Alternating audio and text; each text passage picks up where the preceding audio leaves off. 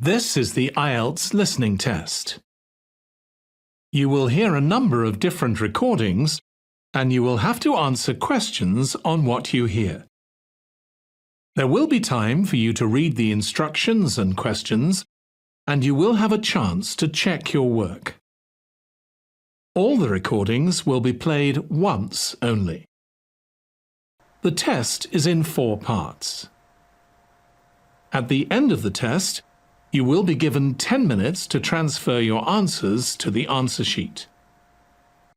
Now turn to Part 1.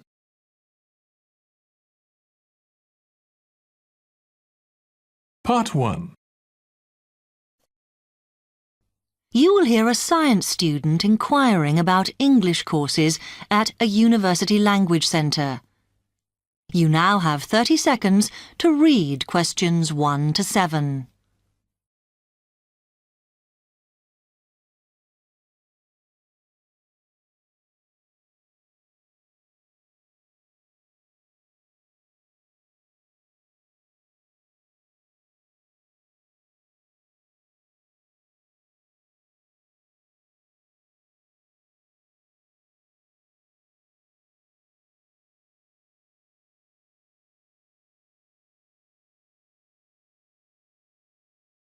Hi, I've come to ask about the English courses you run for international students. Oh, right. I assume you're a student at the university. Yes, I've just started. Okay. Well, we've got a range of courses. It depends what you think you need and how much. Oh. We can't run everything at the same time, though. So, for example, in this first term, we are just doing a writing course. I see. That sounds quite useful. What else is there? Some of the courses only run for single terms, and we tend to focus on what students have difficulty with. That means we don't usually do speaking courses, but next term you can do listening. Oh. That'll help you with lectures and things. Our provision is all based on what the majority of our international students need. So is everything term-based? There's nothing that you run all year? Well, let's have a look. Yes, there is a class for vocabulary and grammar every term. That's for everybody, but it's split into 3 or 4 levels. And what about in the holidays? We don't do anything during the winter or spring break. Oh. But over the summer, there's just general classes because that's what most students want. A bit of everything. Mm-hmm. Okay, quite a variety then. I'll have a think about what I really need because I haven't got much time. Do you have about 20 students in each class, the same as our science seminars?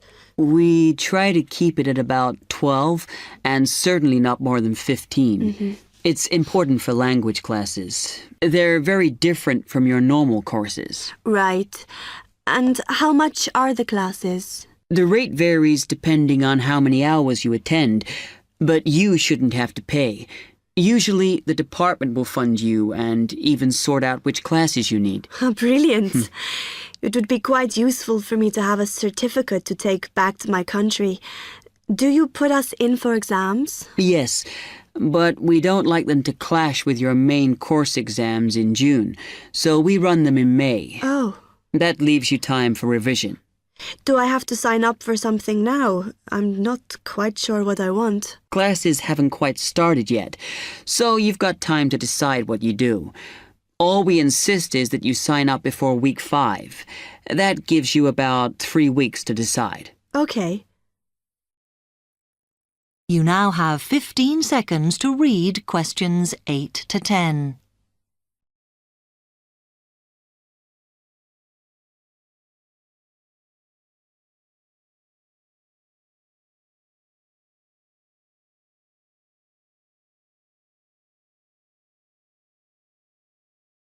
Then, when you've made up your mind, you need to come back here to the administration office to enroll. What do I need to bring with me when I enroll? My identity card, I guess. Yes, or your passport. Then you'll be given a registration form, which you'll have to show to the teacher when you have your first class. Okay, And should I ask my tutor about which classes I should do then? Yes. Then you get a note from him and give that to the desk when you register. Can I use the computers here as well? Yes. You'll be given a password when you go to your first class. So remember to bring a disk with you to save your work on, as you won't be allowed to save it on the hard drive. Okay. Will I need anything else? Dictionary? We've got loads of those here that you can borrow. But you'll need a notebook as we don't provide paper or files. Okay. Thanks.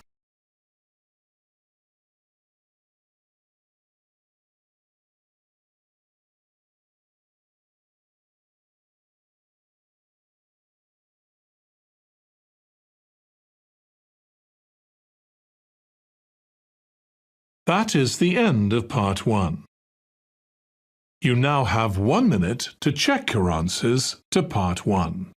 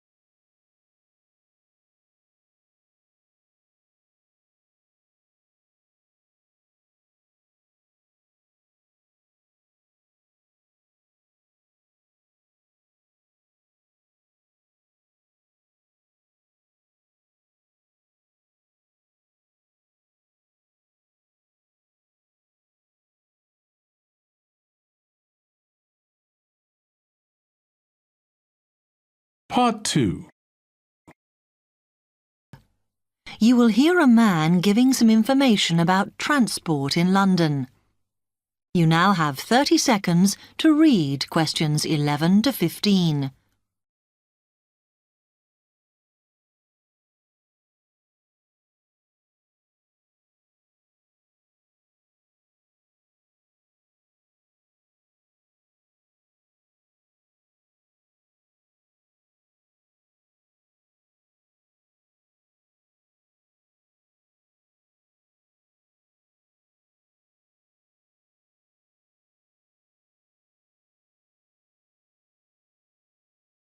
Hello, can I help you? Oh, yes. I was wondering what the best way was for me to get around London. Well, there are a lot of possibilities.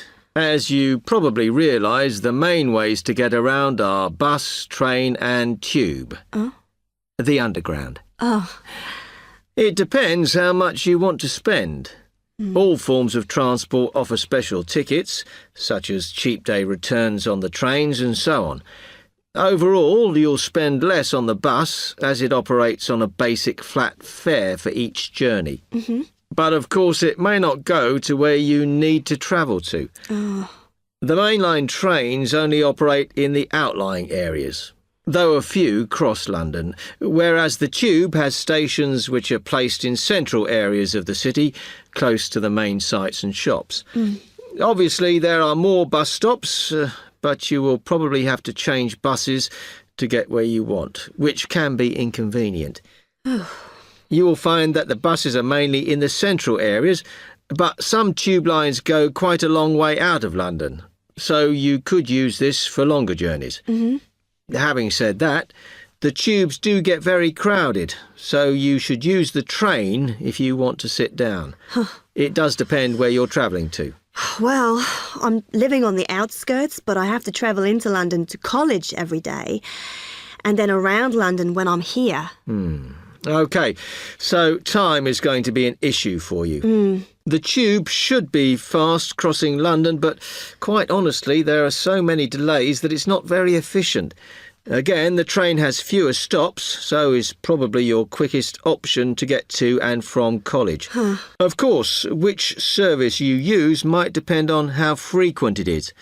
I mean, the trains might only be every 20 minutes or whatever, but a timetable is published to save you hanging around.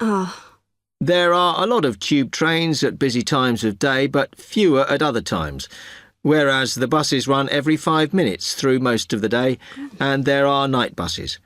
But you'll need to check out your route first.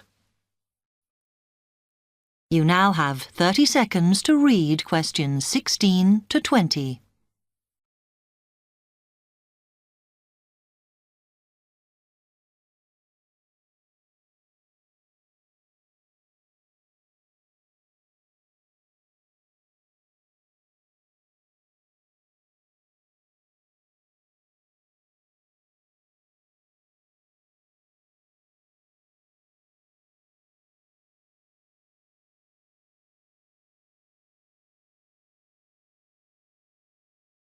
Okay, thanks. How can I get from here to Hackney then? Right, well, you can choose. We're here at the information office, OK? Now, next to us, on the corner of the High Street and Sweet Street, is the bus stop, opposite the bank. Uh-huh. The bus goes all the way to Hackney, but it is a very indirect route, so it could take ages. Oh. If you want to take the train, walk down the High Street towards the city. Go past the bank, and on your left is the station, just before you get to the post office. There's a mainline service to Hackney Wick, so if you need to get into the centre of Hackney, you may need to pick up a bus when you get there. Opposite the post office, on the corner of Hart Lane, is the tube entrance. You'll see the big signs. That's probably the best way to get there, though you may have to change. It's probably best if you go and get a travel card first. Oh. To get to the ticket office, you go out of here onto the High Street. Then turn into South Street, and the ticket office is on your right opposite the cinema. Of course, you may decide it's quicker to take a taxi. But it's a long way, so I think it'll be very expensive. If you do want to get a cab, then the rank is outside here, just opposite the office.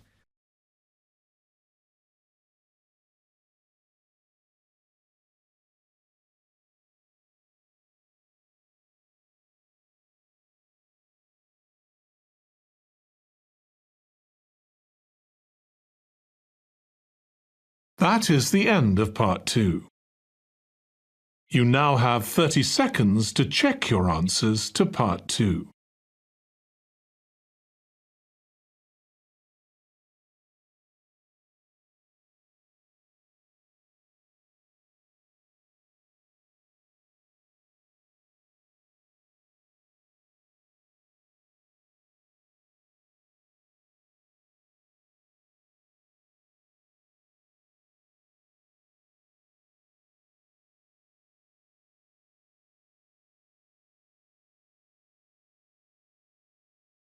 Part 3. You will hear two medical students, Caitlin and Hideki, discussing options for courses. You now have 15 seconds to read questions 21 to 23.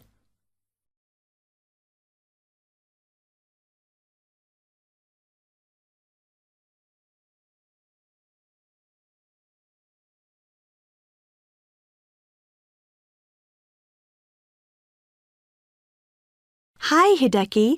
How are you? Fine. I'm glad I bumped into you. Have you got 5 minutes to sit down and discuss our extra course options for next term? Yeah, sure. You mean the support courses for our modules? Yes. We've got 3 choices, and I'm not sure which would be best for us to do. Let's have a look. Yeah, we could do science and ethics. Sounds quite interesting. Yes, but I think we should be thinking what we get out of each course. So, science and ethics, there's a lot of reading and research to do.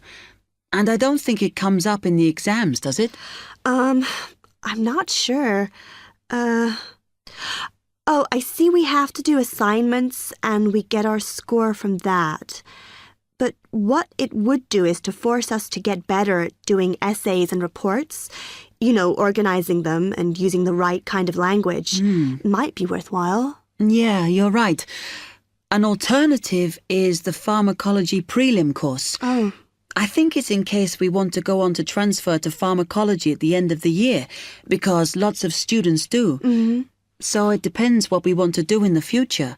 But apparently, they send you off to find out about various companies and the differences between their products. It would give you lots of practice in investigative studies and analysis. I think I'd quite enjoy that. Yes, I see your point. Then the other option is reporting test results. Sounds a bit boring. Not sure why they have a separate course just for that. Well, I could certainly do with some help in that. Because if you go out into industry, that's what you'll spend most of your time doing. So it's got a very practical application. I think I'm going to go for pharmacology. Me too. You now have 30 seconds to read questions 24 to 30.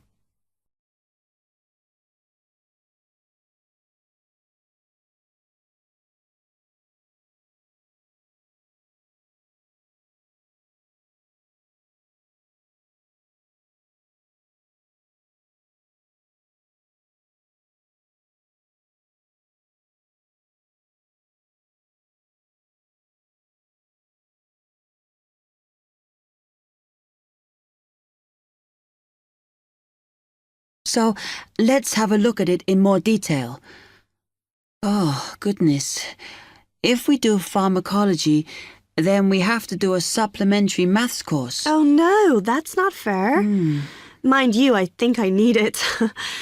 Does that mean we have twice as many lectures? No, this maths is only a short course.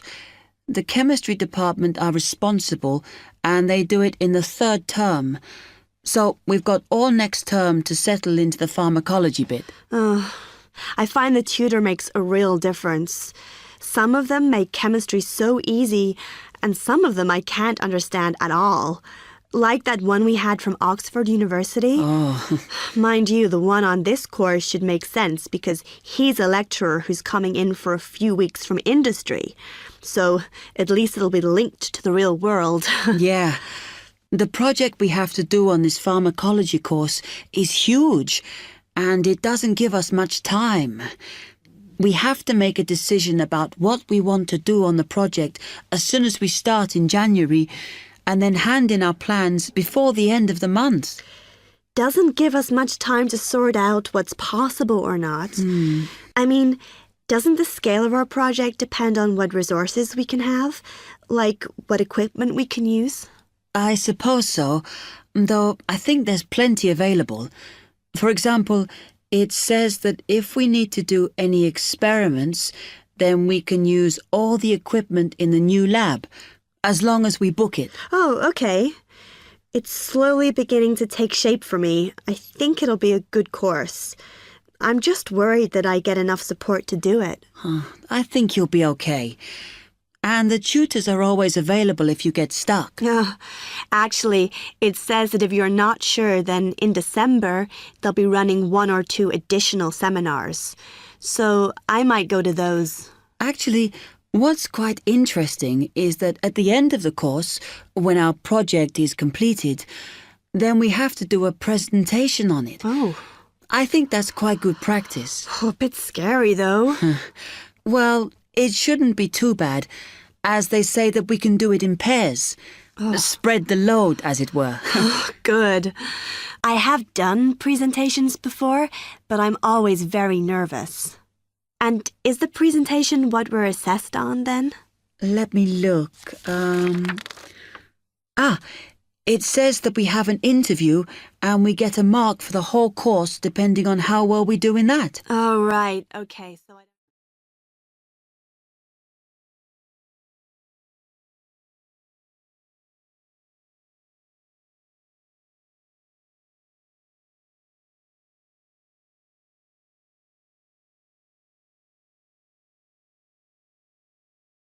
That is the end of part 3.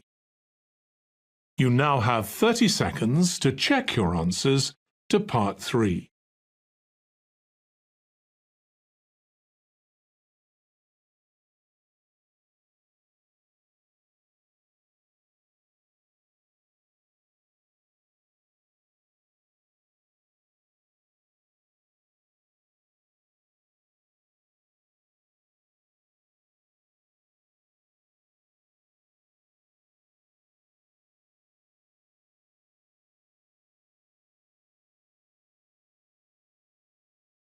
Part 4.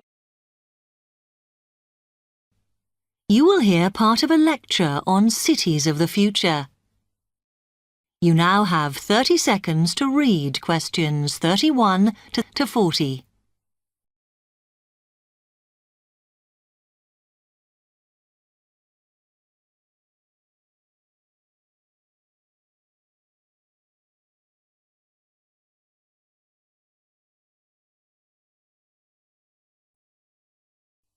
OK, we've been looking at how societies will develop in the future and at the increase in the size of cities. So I want to talk to you today about the key considerations in these cities of the future. There are 3 key elements I want to look at, and these are the new features they will have, issues of size, and the main problems to be considered.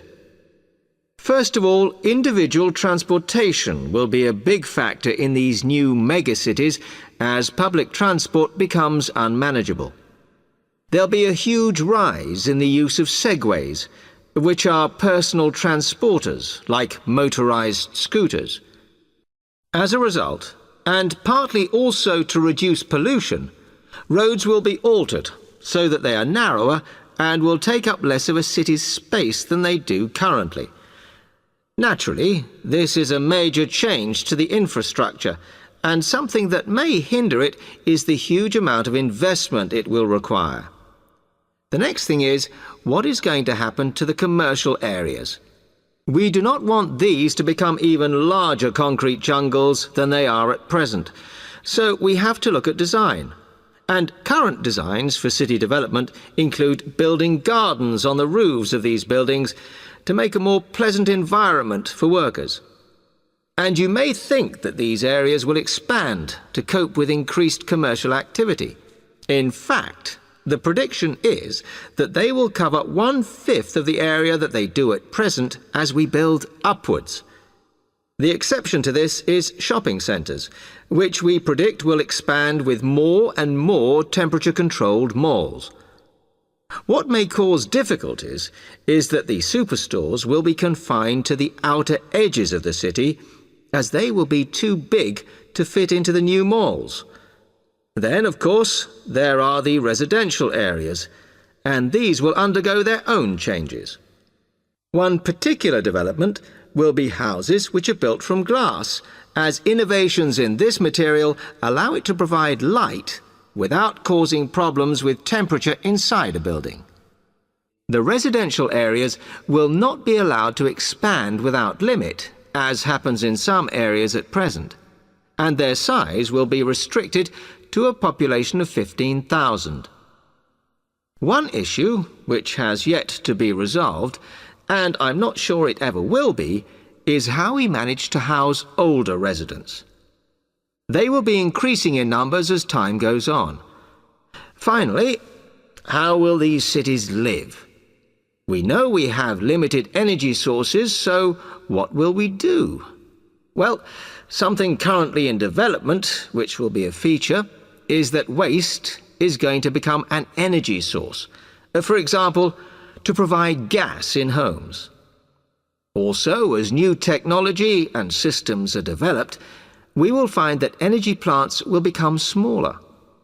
Another energy source we could use, but one which raises issues of having enough space and too much noise, is wind farms.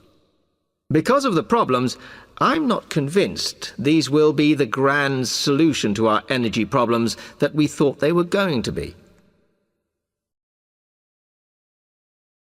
Now, moving on to looking at the social aspect of cities, we need to look at housing and how people will live.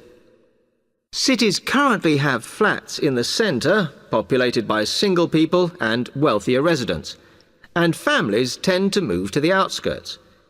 In the future, the centre of cities will see a dramatic change. We will see many more examples of cooperative buildings. This is where people join together to form a company that owns the building they live in.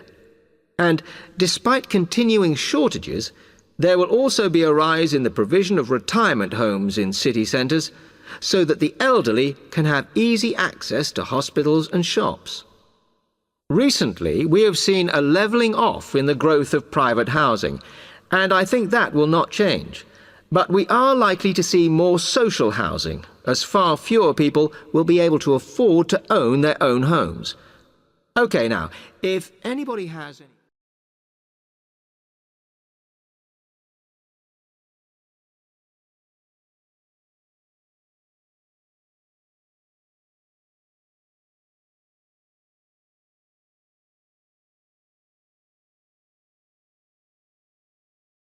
That is the end of Part 4.